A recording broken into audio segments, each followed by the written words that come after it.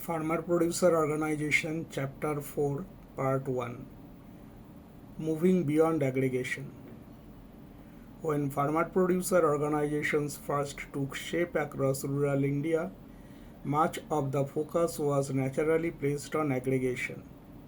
Bringing together farmers who had for generations sold their produce individually was itself a difficult task, one that required building trust, systems, and collective spirit. Early successes in pulling paddy, grapes, turmeric, or poultry products were rightly celebrated. Aggregation followed farmers to negotiate slightly better prices, reduce transaction costs, and access input supplies collectively.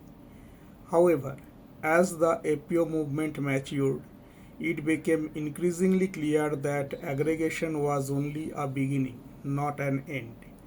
To truly improve farmers' income in a sustainable manner, APO needed to move beyond simply collecting produce and entering the market at the same vulnerable position as individual farmers once did. They had to find ways to participate in deeper parts of agriculture value chain: storage, processing, quality enhancement, packaging, branding, direct marketing, and to capture a greater share of value their produce created as it moved from farm to table. This realization did not emerge suddenly, it grew out of daily experiences.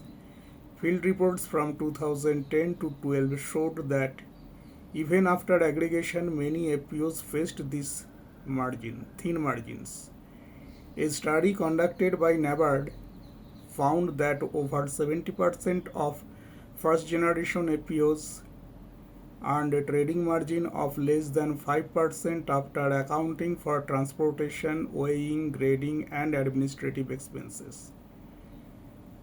In many cases, APOs found themselves still at the mercy of dominant traders and commission agents unable to influence prices significantly. Farmers and APO leaders begin to understand that to make a real economic difference, their organizations had to add value, not necessarily through expensive factories or elaborate branding immediately, but through practical, affordable steps like collective storage, basic grading, or small scale processing. This chapter explores how early APOs encountered the realities of agricultural value chains, where they succeeded, where they struggled, and what lessons they offer for building stronger business models in the future.